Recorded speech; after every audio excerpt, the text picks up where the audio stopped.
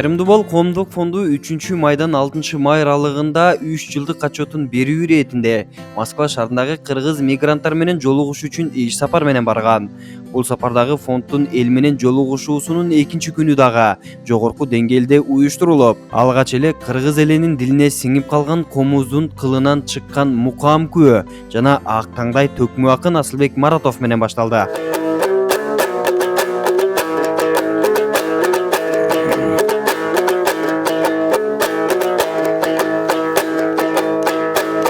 Kayırımdı bol fondumuz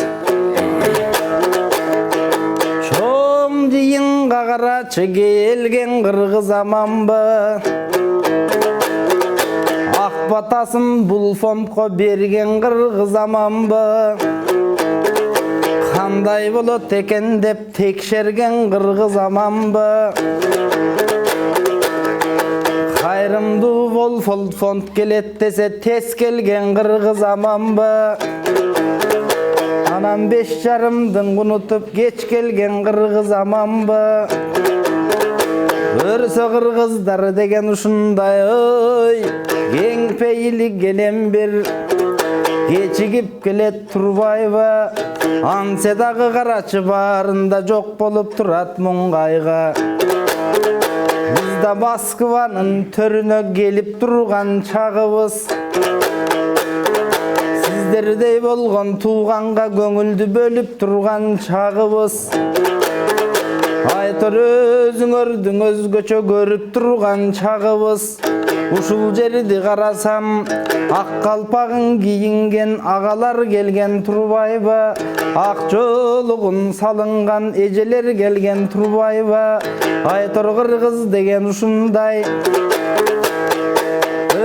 Азыр ойлоп олтурсаң бардык жерде кыргыз бар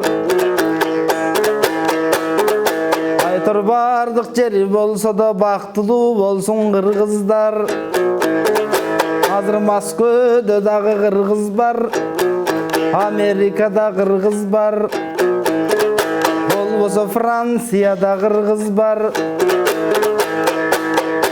Айтор Аравия тармагы ал жакта дагы кыргыз бар Болбосо карап олтурсаң Эмират Дубай баш болгон тармакта дагы кыргыз бар Азамат байкем иштерин бизден аскадан бийик туялы Анткени кыргызга кызмат кылган ким экен Ошонун бири Азамат өзү турбай бир экен Азаматка туугандар силер аскар тоо болгон бел экен Силердин ак батаңар буйрусаң ушул фондко демекен Эмиң анда месе туугандар киноң азыр башталат Ошого көңүл бөлөлү Азаматтай агамдын сиздерге ак эмгек болду белеге Эми кичине токтоп турайын Туугандар кинонун анда көрөлү Асылбек Маратов комузу менен келген мекендештерибиздин жан дүйнөсүнө чейин кирди. Себеби өлкөдөн алыс жүргөндө ким эле күн сайын комуз чертип жатыптыр. Андан соң Кайрымдуу бол коомдук фондунун 3 жылдык ишин далилдеген документалдык кино сунушталды. Ушундай жагдайда кайрымдуулугуң капчыңа гана көз каранды болбойт. Ал эми өзүңө бул ырахат менен жасалган жумуштай көрүнөт. Жардам сураган адам менен жардам берген адамдар бирдей болорун эч качан унутпа.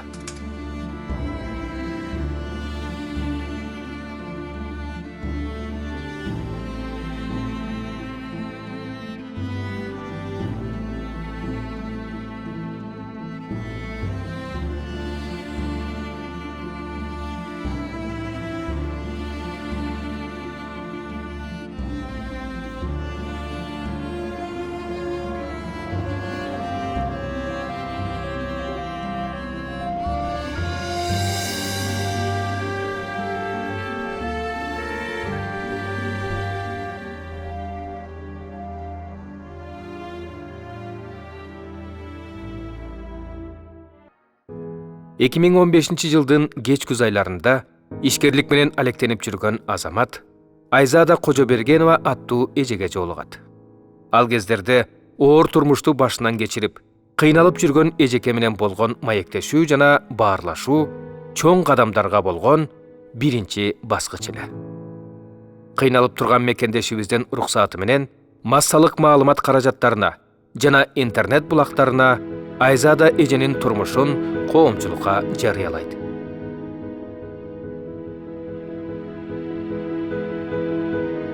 Бул кинону көрүп жатып, мекендештерибиз коомубуздун аярылуу катмарына бир малына түшүп, көздөрүнөн жаш кетти. Миң уккандан бир көр дегендей жолугушууга келген ар бир кыргыз мигрант документалдык кинодо болуп жаткан сезимди ар бири жоон тери менен сезди десек жаңылышпайбыз.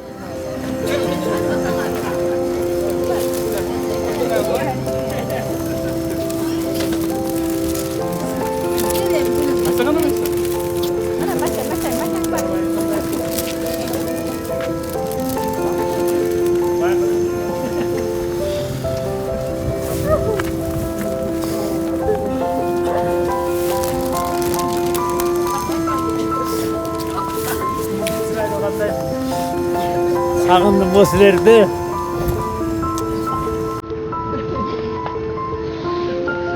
Аман келдік балам.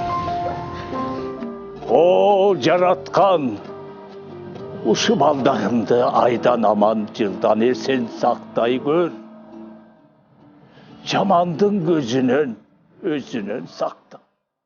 Жаратылыш қырсығынан сақта. Жалындап күйген өрттен сақта. Жабыртатқан орудан сақта. Олтырған жеріңер орда болсын. Мингеніңер күлік жорға болсын. Үйіңерге бақыттың құшы қонсын. Қарыларыбыз нұсқалу болоду. Байбичелерimiz берекелі болсын. Уылдарыбыз иманды болсын. Қыз келіндерimiz уятты болсын. Кыргыз элим соо болсын. Кылымга иши оң болсын. Азап чекпей жашкары айлыбызда дайым жакшылык той болсын. Ушул тилеген тилегибизди жараткан өзүң кабыл кылсын.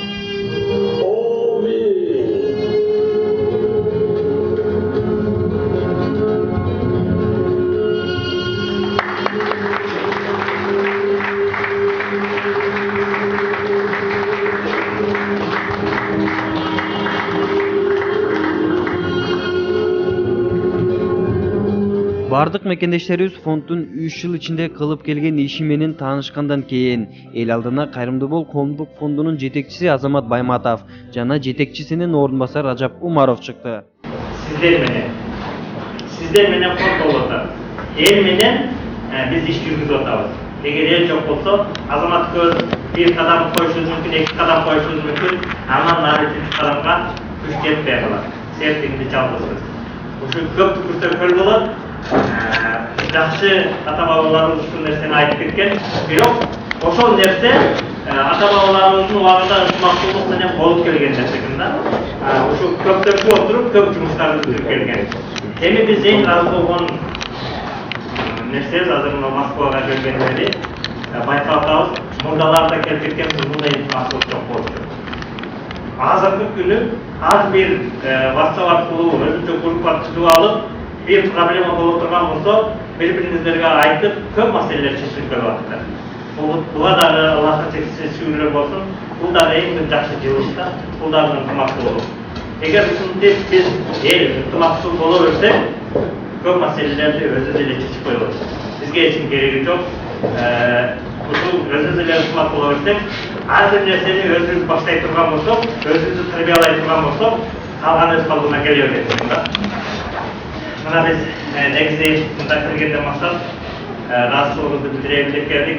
Ушул сиздердин салымыңыздар өз ордуна жетип, биз аманатка кыянат кылбайбыз деген уран менен аманатка кыянат кылбастан өз ордуна бардыгына жеткизип, 3 жылдын ичинде эч ким ушул убакка чейин кыргыз тарыхында болбогон нерселерди биз кылдык деп айтпайбыз. Ушул азыркы эл ынтымагы менен 19 үй 3 жылдын ичинде салынды. Калган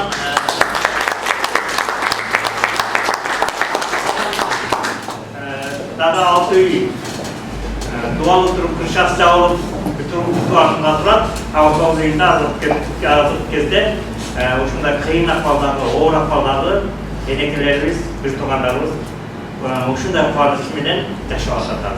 Жылуу жумшак үйүндө. Ошолордун баардыгы сиздердин салымыңыздар менен, сиздердин мукаметиңиздар менен. Аллах разы болсун.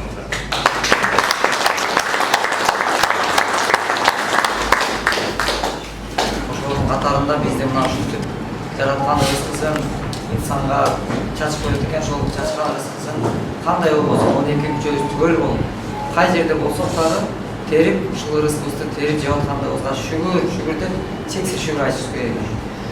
Ошол шүгүрчүлүк менен биз ушул жерде Кудай буйрса сиздер менен жолугуп отурганыбызга дагы чексиз шүгүр айтабыз. Себеби биз кубанып, сүйүнүп, ушул ынтымагыбыздан пайда болгон канчалаган жакшы иштер жана анын аркасында биз ушул эми соокту көзгө көрүнгүс нерсе кылып жараттыр Кудай сыноо дүйнөсүндө. Эгер бизге соокторду көзгө көрсөтүп койгондо, анда биз жашообуз башка нукта болмок экен.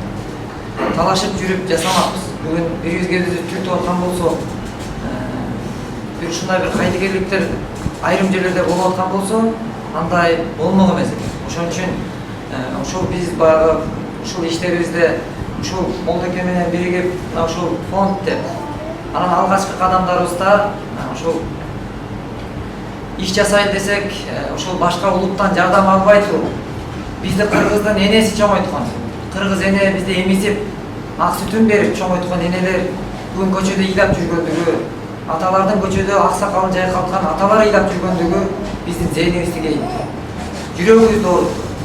Бирок биз ал нерсеге кайдыгер болуп, же болбосо көңүл кош болуп, көчөдөн көрүп эле эми бир кыргыз жүрүптүр да деген сыяктуудай түшүнүк менен баарыбыз жашай берсек, мен ойлойм, жеке өзүмдүн оюмда бул Кудай кечирилгис күнөөлөрдөн болсо керек. Анан ошон үчүн ушул нерселерди бекемдеш үчүн ушул ынтымактуулугубуз менен ушул иш жасайлы деп алгачкы кадамдарды баштаганда бизге да сын пикирлер болбой койгон жок. Болот, эми кыргыз кыйналып көрүнгөн жерде жүрсө, анан кыргызга кыргыз кантип жардам бермек эле, силер бул арабтардан алгыла, түрктөрдөн алыш керек, ошоктон гранттарды сүйрөп келиш керек, анан ошентип алып салыш керек деди. Бул ой балким кимдир бирөөлөр үчүн туурадыр, бирок биз үчүн туура эмес. Анткени бизди түрктүн энеси чоңойткон жок да, бизди арабтын энеси чоңойткон жок, бизди кыргыздын татынакай аталары энелери чоңойтуп туруп, анан чоңойтуп эр жерди үйлөнүп жайлангандан кийин ата эне материал катары, буюм катары болбош керек. Биз аларды ыйлатпаш керек деп бекемдеп ниет кылдык.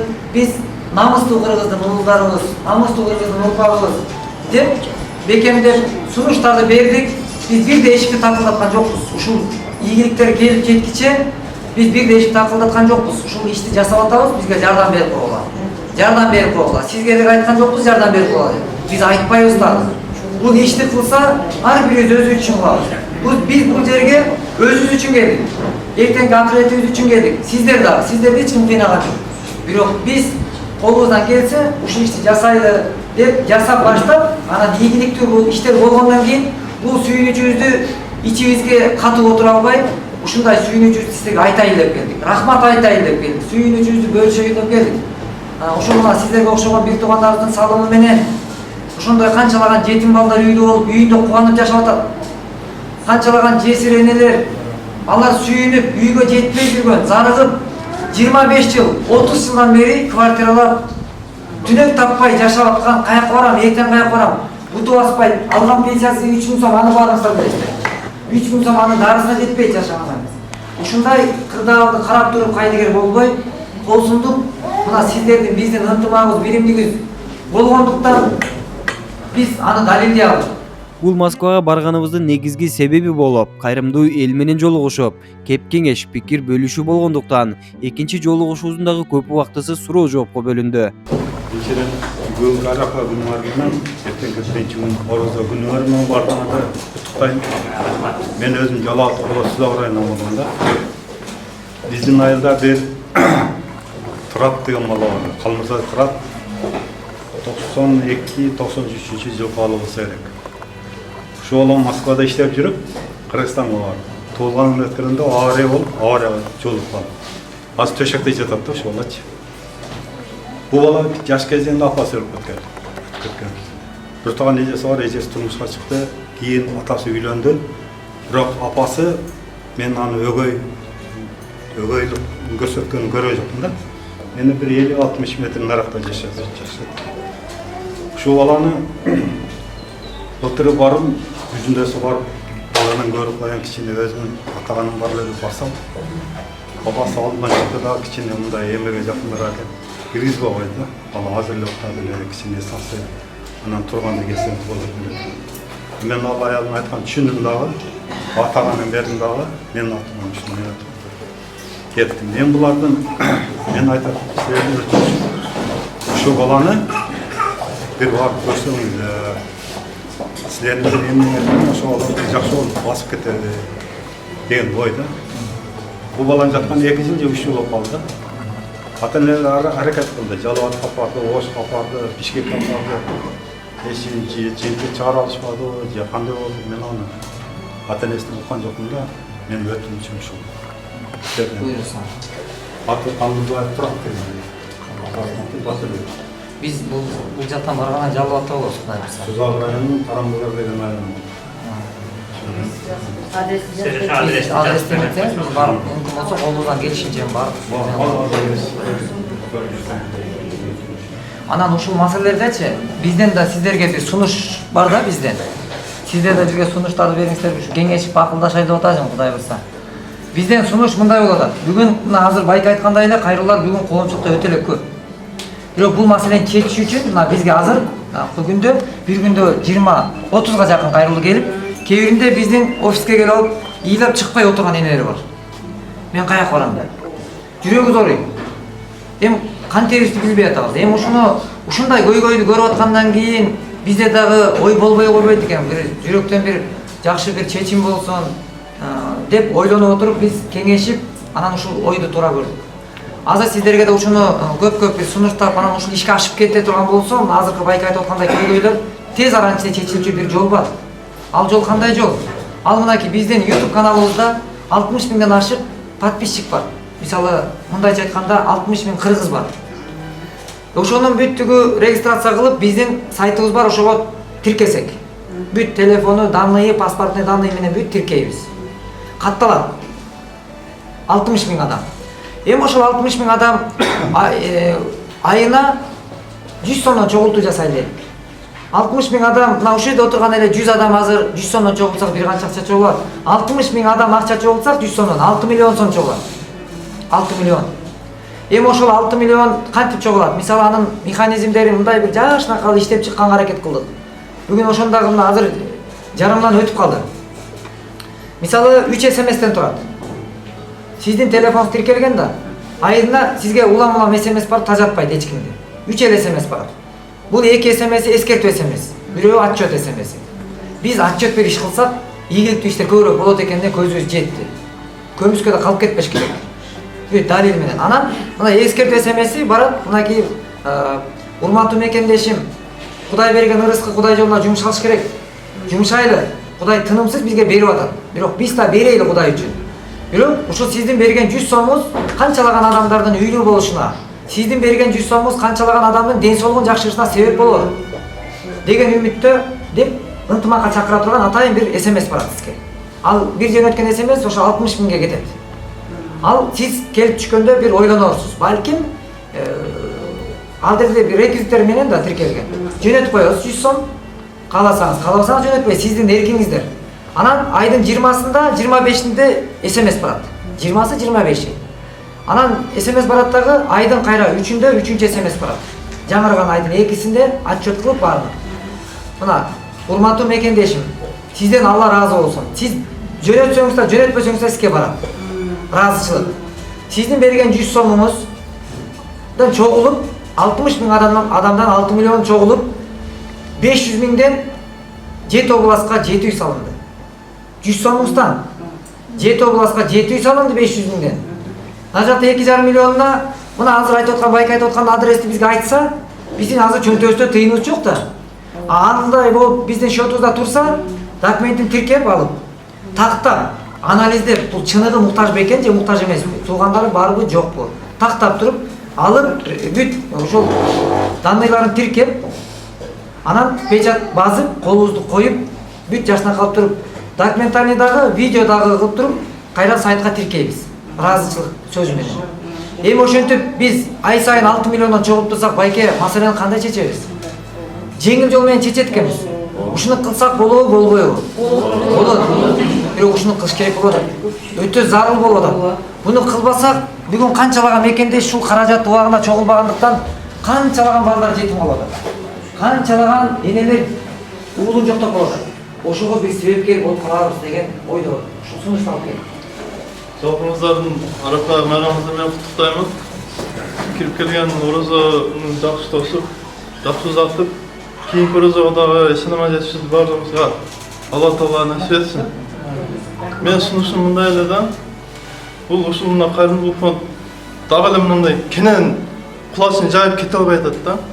Ошының жерлерге филиалын ашып, анан мисалы мына ютубта блогерлер бар. Қаяқтағылы болған OneXBet, 1xBet ошылар реклама қылып шығарып қайға. Ошаның орнына мына қайырымды фондын реклама қылып, дағылы мынай ошол қайырымды адамдарды қайырымдылыққа шақырып, дағы көбейтсе болады деген ойдамын да. Ошаның дағы үстінен іштесеңіздер болады да, мисал тұра. Рахмат шоң. Ушул мемлекетчи бир тууган адамдачы сезимдер жашайт экен. Кудайды сүйүү, ата-энени сүйүү, бир тууганды сүйүү, өмүрлүк жарыңды сүйүү, бала чакаңды, үй бүлөңдү сүйүү, мекенди сүйүү сезимдер жашайт экен. Эгер ошол сезим адамды уктап калса, бул сезим уктагандан кайдыгер келип турат экен. Анан сен айтып аткандай ойду элдин баарыбыз ойлосок, анда ошону баарыбыз кылмакчы, ошол эле колубуздан кимибиздин колубуздан эмне келсе, ошол эле сен айтып аткан блогер өзүндө ошол нерсени сунуштап, мен колума ушул келип атат, ушуну кыла коебуз, силерди реклама кыла коеюн десе, биз кантип жок дейли. Анан силер айтып атпайсыңар, кулачты жайыш керек депчи. Кулачты жайуусу биздин да акылыбыз жетип атат да. Анан минтип атабыз. Бир тууганым кел. Сен муну жаллап ат да отур. Биздин өкүлчүлүк болуп иштеп бер деп аны дайындап, жашынакай түшүндүрүп, айтып бүтүп, бирөөнү бериге отургузуп, бирөөнү нарын калпар отурсак, же бирөөнү тияка отурсак, ал өзүнчө фонд ачып алып кетип баратат нарага. Не дейсиң ана? Не деп айтабыз? Ошон үчүн ошого көп фонддун эмне кереги бар? Кыргызстанга эгер мен азыр айтса, Азамат, мына фондуңду жап дагы, анан көрүп бир эле фонд кылайын десе, биз макулбуз. Биз бул фондду жасап алып, бир башка бир ойду ойлонгон жокпуз канта. Биздин максат көп адамдарга жакшылык болуп калса экен деген эле максат. Жап десе бүгүн жапканга даярбыз. Башка бир фондду айтып, бүт Кыргызстанда бир эле фонд болсун, ушундай бир фонд эле болсун десе, биз даярбыз ошол кадамга барганга. Башка фонддор барбы азырда? 500 фонд бар биздин Кыргызстанда. 500-төн да ашык. Катталган фонд. Жанагы 16-кылымдагы кененин көргөндөн баштап ошо Азаматтын мен өзүмдүн иним экен, таластык экен деп билбейм. Кеп таластык эмес, бул мен кыргызмын деп жүрөт. Жети тууганды айландырыпчы. Ошо Азамат ыйлаганын ыйлайын, жана көргө барып Ражаб экөөм урушамай, эмне сен күнөөсүңүр деп Фатима өлсө да барып алып мүрдөн жандан кечирим сурап атат, Алладан дубар эметкенчи. Ширин бейиш олор эметкесе дагы ошентип атат. Мен эне катары ушунун апасыны менен теңмин. Ошо топтоо экөөбүз неме экенбиз, мен көрүп жүрөм. Кече күнү 19-үйдү тапшырганда ушунун бир тууган атасынын эжеси сүйлөдү, элечек кийипчи. Мен ушу күндө көрөм ушу Азаматты. Иште отурам, түндө отурсам да саат 11-де жатам да, 12-ге чейин ушу Азаматты көрөм. Ушу Азаматка кошулган азаматтар көбөйсүн. Бул сени көбдөн айткан парламентибизде жөн саясатка жөн аралаштырбачы, болчу. Бул өзүнүн жолу менен жүрө берсин. Ушу колдой тургандар колдойт. Сен өзүңдүн фондуңду колдор, сен аралашпа. Саясатка аралашкан жана Улан Эгизбаев кошубай сен жанагы ансагандай ыйлаган апалардын өзүң айтмакчы, энени тандадым, энени көз жаш азыраак болсун, садаган болуп кетейин. Өмүрүңдү берсин. Экөөңө ишиңе ийгилик. Фондуңар түз бекем болсун.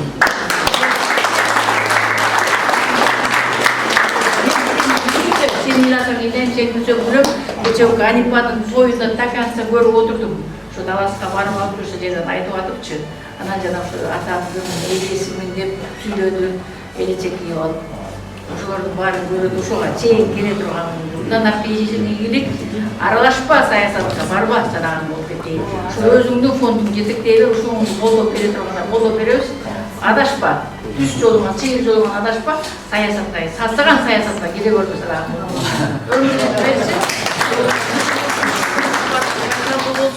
кайда болсо да Алла Таалам шүбар. Алла Таалам өзү колдосун.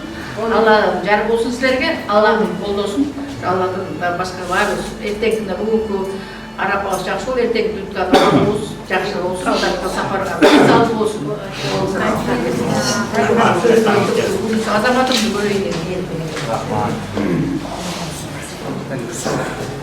Саламатсыздар, урматтуу мекендештер. Нурбек.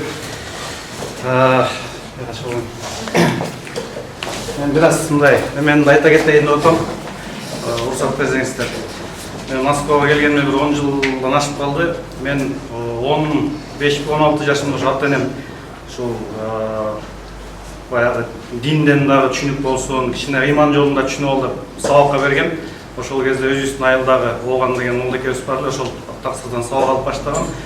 Кийинчерээк 1-2 жылдан кийин ошол биздин айылга ушул башка областтан 2 таксыр келип, ал кезде да мындай biraz мыйзам күчтүүрөөк болуп эле, көп уруксат берилбечү эле. Ошол кезде 1-2 таксыр келип бизге сабак берип баштаганда, биздин айылда ошо мечиттин курулганында ошол жерден сабак берип көптөргө. Мен ошодон бери 20 жылдан ашык убакыт өтүп кетти. Бүгүн келип мынакей Ражап таксырды көрүп, мени тааныдыңбы десе тааныбай, эстеп отуруп, анан кийин сурашып отуруп тааныдым. 20 жыл мурда ушул Ражап таксыр бизге барып сабак берип кеткен. Өзүңүздөр көрдүңүздөр кандай иштерди кылышып атат да. Буларга Аллах ыраазы болсун, сиздерге Кудай Таалам жардам берсин. Анан менин бир суроом дагы, сунушум дагы.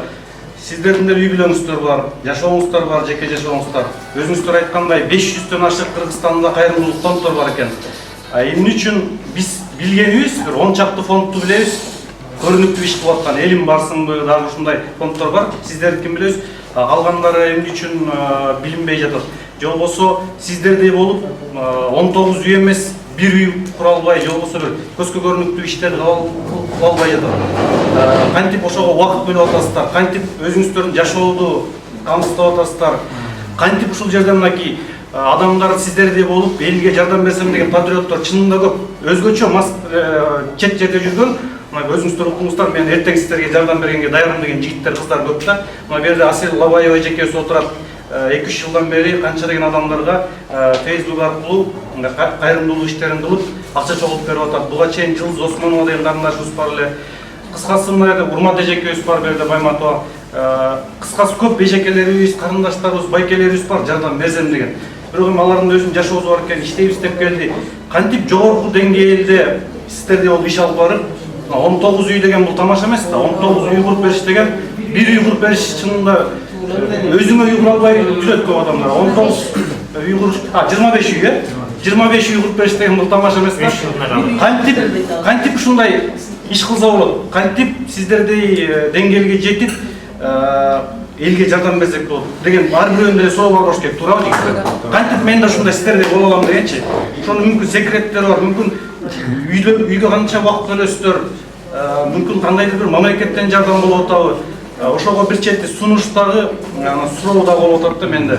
Анан ийгилик каалайм сиздерге.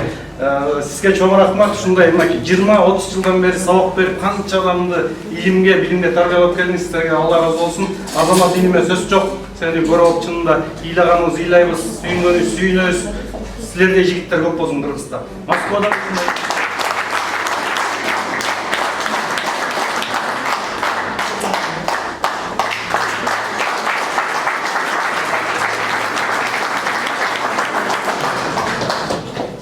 анан бул жерде биздин аксакалдар уста келген, ошо коомдордон келген, ар кандай жөнөкөй мекендештер келген, ушул бир айтып кетиңиздер, кантип жардам берсек болот биз дагы. Суроого жооп берген мурда биякта да бир бекен чакырып койбойлубу? Жок, суроо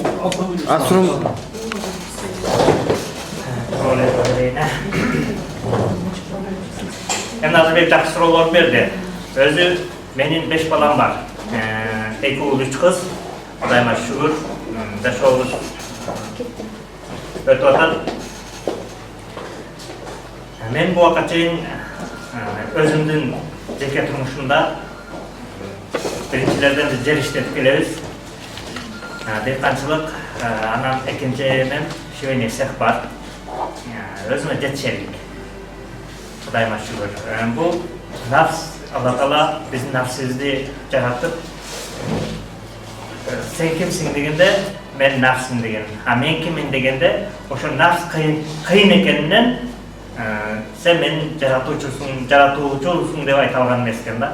Ошентип канча жылдап кыйнап туруп, анан sen менин жаратуучусуң деп айткан экен да. Bundan kendi ortada çıkan ekan. Mana ошол себептен мен өзүмө үйүмө жетишерлик Кудайга шүгүр оокатташ болгондуктан менин мурунку мен атам деле ушул эмеде тарбиялап кеткен да.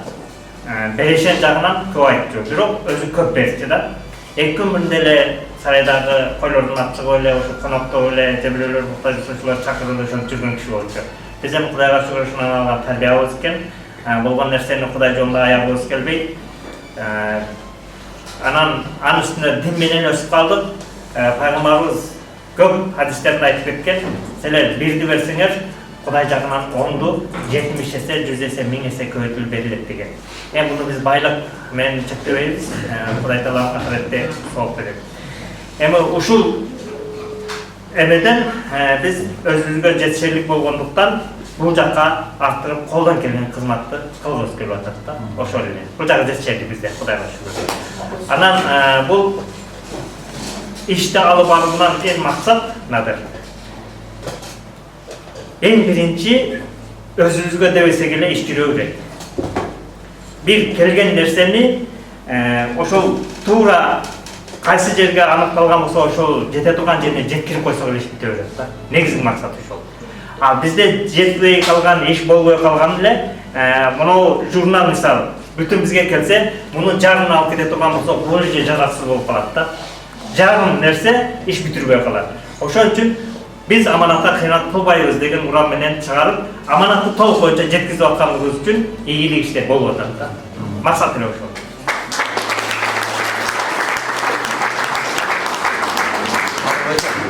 Жакшы суроо бердиңиз. Бүгүнкү күндө ошол фонд негизделгенге чейин деле жеке ишкерчилик менен алектенип келгенбиз. Мен өзүм ошол жеке ишкерчилик менен 2004-жылдан баштап ошол өзүм үйлөнүп 2004-жылы. Анан ошол үйлөнгөндөн тарта эле турмуш жолдун эми элдин катарында аракет изденүүлөр болуп, ошол кафе, ресторандар менен жана башка ошол чет жактан машина алдыртып, ошондой сыяктуу иштер менен алектенип келдим. Жеке ишкерчилик кичине өзүбүздүн баягы үйгө жетишерлик, менин да 5 балам бар. Ошо балдардын ошо ата-энем үчүн биринчи, балдарым үчүн, үй бүлөм үчүн жетишерлик мүмкүнчүлүк бар. Кудай буйрса, Кудайга чексиз шүгүр. Баягы биз бүгүн эми азыркы учурда жакшы болуп калбадыбы? Бир жерлерге жакшы бир иштерди ачып кое турган болсок, ал жерде биз убактыбызды корото отурбасак деле, үйдө телевизор көрүп жатсак деле, кичине болсо да ырыска түшүп турган жолдор болуп атат. Кудай буйрса, ошондой эле элдин катарындабыз. Анан ошол нерсе деле баягы мен кылып койдум. Анан мен үй бүлөмдү Кудайга шүгүр ата-энем кийими бүтүн, балдарымдын кийими бүтүн, мага эмне жетпейт деп үйдө отуруп алышлык, бул мен үчүн мындай бир жетишсиз нерсе болду. Ушул нерсе ошон үчүн Кудай буйрса мен бир эле үй бүлөм эле эмес, мен элиме кызмат кылгым келди. Жанагы эле фильмде көрсөтүп көргөнүңүздөрдөй эле мен чоң аталарым ошондой инсандар болгон экен. Көчөдө ойноп чыксам эле, кимдин баласын дейт, баланчам десем, мага аябай сүйүнчү да. Ой, сен баягы тиги жүзкөн баласы турбайсыңбы? Ой, сен жүзкөн бери кел, жүзкөндөн кандай киши болгон, адеги момундай киши болгон десе, мен бала эме менен аябай сүйүнчүм да, мактанчым, аябай мактанчым, сүйүнчүм. Анан кийин чоңойгондо ошондой болом дей берчим да. Анан эми Кудайга шүгүр, Надыр байке, бүгүнкү күндө шүгүрчүлүк менен эле жашасак, баары жакшы болот экен. Бул иштин эч кандайчалык сыры, секрети да жок экен. Мен муну ачык айткым келет, муну ар бир киши жасашын каалайм. Бул баягы бир сыр кылып бекитип алышлык эмес. Мына ушу Молдек айткандай эле шүгүрчүлүк кылсак, мисалы ысырапкерчиликке эле жол бербей койсок эле көп ийгилик болот экен. Бул ийгилик сырлары деп айтсак болот. Мисалы кафеге кирип туруп 2000 сом менен тамак ичсек деле курсак тоет, 200 сом менен ичсек курсак тоет. 2000 сом менен ичкен тамагыбызга башкача тоюп калбайбыз. Же 2 күнгө чейин жүрө бербейбиз. Бирдей эле. Ошон үчүн ушундай жолду карап көрүп, анан калган артканын бере койсок жакшы болот экен, батасын ала койсок, ошо бата менен бүгүн агарып көгөрүп келаткан кыргызбыз да, баягы жамгыр менен жер бата менен эл көгөрөт депчи Надыр байке. Мына ушундай Кудай буйрса ушул, анан ушул фонддорду иштеп аткан мекендештерге деле айтар элек. Ошондой бизде бүгүнкү күндө деги эле кайсыл бир мекендештер болсун дагы эң негизги молдок айткандай эле аманатка кыянат кылбасак, жетимдин акысын жебесек, элдин мээнетин жебесек, мекенди ойлосок, элибизди аясак, эли анда ийгиликтер болор экен. Өз дарегинде болсо эле. Ошол Кудай буйрса. Анан дагы да талыкпай аракет кыла берген аракет кылып атабыз Надырбай экен. Сиздер Москвадан неме филиалын ачайын деп оюңуздар барбы? Же Москвада өзүнчө иш алып барыш керек ачып туруп кандай туура болот деп ойлойсуздар? Ошого бүгүнкү күндө азыркы жаңы эле да жакшы суроо, бул да жакшы суроо. Анткени бул биз эми каалап атабыз. Бизде каалоо бат тез аранын ичинде бүттүк жака жайгаштырылып, көп чоң иштер болуп кетишлиги биздин каалообуз бар. Ошол эле бизге каалап мынакей бул жерде да кайгылуу болуп атат, мынакей бөйрөктөн, боордон кыйналып, мисалы ар кандай бир кыйынчылыкка дуушар болуп аткан мекендештер, алар каалап атат эртерээк жакшы болуп кетишлигин. Биздин эртерээк келишибизди каалап атат. Бир күндө 30 мекендеш чакырып атат, 30 жака бара албай жатабыз. Анан сиз айтып аткандай болуп, эгерде бул жакта да филиал ачылып, ар бир областта, 7 областта тең ачылып, күчүбүзгө күч, демибизге дем болуп, бирибизге тирек болуп турсак, кандай сонун болмок, аябай жакшы болмок. Биз мисалы сунуштар болсо сиздерден, мондай кылсак деп бир ушундай бир кеңешейин деп келдик да, сиздерден бир кандайдыр сунуштар болсо, ошентип бир акылдашып кеңешип алып иш кылсак, балким ушундай да жакшы болмок өзүчү. Аябай биз даярбыз ушундай кызматташуугачы. Ушундай сунуштар болсо жакшы болот эле. Мисалы мындай сунуштарда мына эртең бияктан барар менен Жалал абадта болобуз. Жалал абадтагы мекендештер, мына КамАЗ айдаган бир туугандарыбыз өздөрү сунуш кылып атат. Биз аларга анткени барып аткан жокпуз да. Жана айтып атпайлыбы? Жардам берип коелачы деген жокпуз. Өзүбүз барган жокпуз, өздөрү чакырык менен, сунуштар менен. Өзүбүз да сунуш кылып атабыз. Анан алар айтып атат, мен КамАЗ айдайм. Айтып коюңуз, Азамат байке, жок дегенде бир КамАЗ, 2 КамАЗ шагыл болсо түшүрүп берейин деп атат. Жанымда бирөө экскаватор айдайт дейт. Ал бекер жүктөп берет дейт. Эми ошентип эле ар кимибиз колубуздан келгенде эле сунуштарды беришсек, буюрса иш бүтүп калат экен. Анан стройкада иштеп кеткен мекендештерибиз бар. Стройкада иштеген. Мына азыр Урмат эжекем отурат мынакей. Мен өткөндө келип мечиттин жанагы фундаменти куюлуп атканда келгенбиз. Аны мен уккам. Видеодон көргөм Урмат эженчи. Урмат эженин да фамилиясы Байматова да. Меники Байматов. Анан көптөр эле сурай берет. Урмат сиздин эмнеңиз болот, эжеңиз болобу депчи. Бирок Урмат эжекени өзүм көрө эле келем, видеодон көргөм. Ушинтип мечит салынып башталды деп, Москвада деп турганын көрүп туруп, анан сүйүнгөм мен угуп алып туруп көрүп алып. Анан бияка Кудай насип кылып калып Москвага келип калдык. Келип калып ошол жака барса, фундамент куюп аткан экен. Фундаментинде келип көрүп болду. Кийин кайра келгенибизде стенасын курулайын деп атыптыр. Ошого Кудай насип кылып калып алгачкы кирпичи бизге насип кылыптыр коюштугу. Анан кирпич коюлуп, эми бүгүн келсек, мына жашына коюп жаркырап бүтөйүн деп калыптыр. Анан эми бул жерден мынакей ошол эле Урмат эженин дагы жасап аткан ишинде ушул жактагы мигрант болуп, мисалы иштеп аткан мекендештердин дагы барып күчү, кара күчү менен жардам бергендер болуп атат. Бизде да Кыргызстанда ушундай да. Стройка менен иштегендер стенасын тугузуп берип коет. Крышасын жабышып, ушинтип эле сунуштар менен Надырбай экен койсо. Ошол ийгилик эмеси ушундай да, эч бир эмеси жок, жашырын. Эми убакыт бөлүш керек экен да бул жактагы адамдар көп убакыт. Анан жанагы немеге да жооп болбой калыптыр. Ошол жанагы биздин үй бүлөдө деле мен мисалы кээде кайрылган мекендештердин оюндагыдай эмес, үйдөгү ата энемдин оюндагыдай боло албай жатам. Үйдөгү өмүрлүк жарымдын да оюндагыдай кээде боло албай калатам, бирок мен баарына түшүндүрүү иштерин жүргүзүп атам. Мен түшүнүп калам. Бияка кетсем үйдө үй бүлөм калып калат. Даже балдарым айтат, ата бизге көбүрөөк көңүл буруңузчу, үйдө отурсаңыз жакшы болот эле, биз сизди сагындык дейт. Мен түшүндүрүп айтып атам. Эми сен уулум түшүнүп кой. Ушундай биякта азыр көп кыйынчылыктар болуп атат. Бизде Кудайга шүгүр кылыш керек. Карачы могулар деп мен видеолорду көрсөтүп атайын айтам. Мындай патриотский сезимде ойго түшүш керек экен, аларды тарбиялаш керек экен. Кыргыз кыйналып атат. Сен анан көрөк үйдө отурбай, сен жакшы оку. Жакшы илим ал, билим ал. Сени чоң оюшуңду бир эле мен эмес, сенин чоң оюшуңду, жакшы кызмат кылышыңды Кыргыз эли күтүп атат. Сен элге кызмат кыла турган болушуң керек, сен жакшылап окушуң керек кана деп мындай дем күч болуп, аларга да түшүндүрүп, үйдөн чыгып алып элге түшүндүрүп, ушинтип бүгүн ийгилик келип чыгып атат. Мен ойлойм, мунун эмеси сырлары баягы көңүл калтырышпай, жакшы бата алып, үйдү да ыраазы кылып, элди да ыраазы кылып жашасак, жашообуз да таттуу, татыктуу болот экен.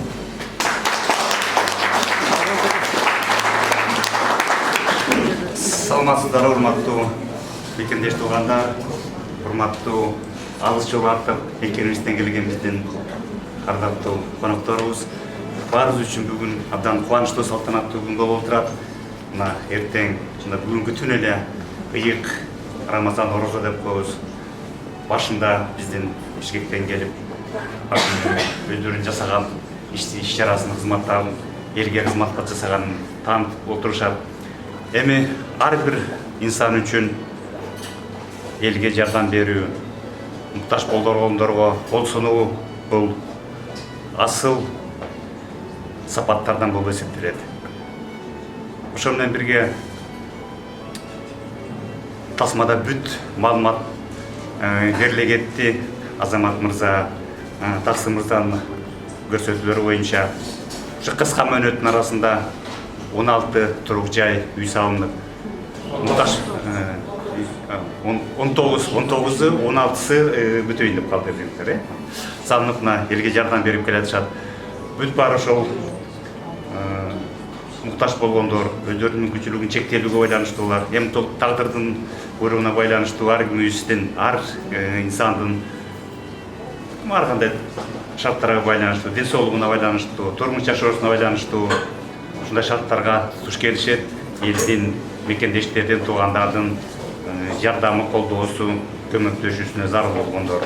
Ошол багытта бүгүн келген биздин меймандарыбыз кеңири өздөрүнүн жасаган мээнеттерин айта кетишти. Жалпы Москва жергесиндеги кыргыз жамаатынын атынан чоң рахмат айтып, терең ыраазычылык билдирип койсок.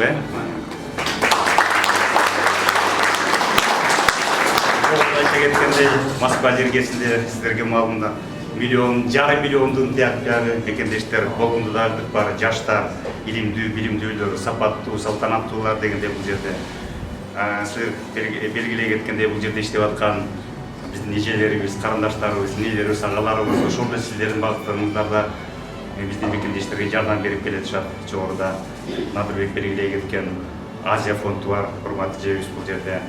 Кайрымдуулук фондубуз бар, жана белгилей кеткендей Асал Лапаева деп. Ошондой эле биздин жигиттер спорт жагынан, башка жагынан дагы ал жетишинче мүмкүнчүлүк болчу жардам көрсөтүп келатышат.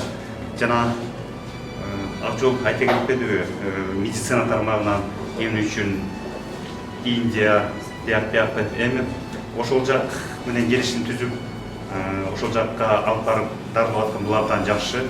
Ошол менен бирге Россия жергесинде дагы Россиянын медицинасы дагы Советтер Союзунан калган медицина деңгээли жогору деп дүйнө жүзүндө баркталат. Бул маалымдуу болсо керек. Бул багыт боюнча дагы кайрымдуулук багытында иштеп аткан биздин мекендештер Новосибирск шаары десеңиздер керек. Ал жерде медицина тармагы абдан өнүккөн. Ошол жерде органдар деп алмаштыруу багытында абдан жогорку деңгээлде экен. Бүгүнкү азырынча кат түрүндө, жазуу түрүндө алар менен жазышып атабыз. Асел Лапаева аларга кат жазып, алар жооп берип, анчаба бир аз суроолордон жооп берип атабыз. Буюрса бул дагы өнүгүп аткан деп ишенебиз. Ар кимибиз өз жеке иш алып барсак өзүнчө, биргеликте ынтымакта чогуу алып барсак чоң күч болот. Сиздерге чоң рахмат. Алып барып аткан жасап аткан иш-чараларга, жараткан колдоосунда бүт баары тасмада көрсөткөндөй гүлдесте менен тосуп алуу менен аяктасын. Менен пайдаланып тургандар жалпы Москва жергесиндеги 50ге жакын активдүү иштеген коомдук уюмдар бар. Таксыр белгилей кеткендей, ар кандай шартта ысык суулук болот, жакшылык жамандык болот, ынтымакта ар кандай маселелерди чечүүгө бүгүнкү кудуретибиз жетип калды. Буюрса ушул коомчулуктун атынан ыраазычылык катты эстелик катары сиздерге тапшырып коюуга уруксат этиңиздер. Текстин окуп кетейин. Быйыл Рамазан айынын башында Москва жергесиндеги мекендештердин арасын бириктирип, элди эриш арка кылып турган асыл касиеттердин бири кайрымдуулук иштерин уюштуруп жаткандыгы үчүн Кайрымдуу Бол коомдук фондунун негиздөөчүсү жана жетекчиси Байматов Азаматка тапшырып коюуга уруксат этиңиздер.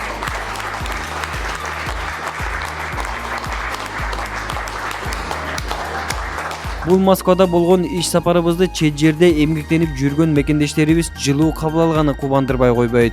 Мындай жакшы сөздөр, жагымдуу каалоо тилектер бизди коомдун айрылуу катмарына дагы көбүрөөк кызмат кылууга шыктандырды десек болот.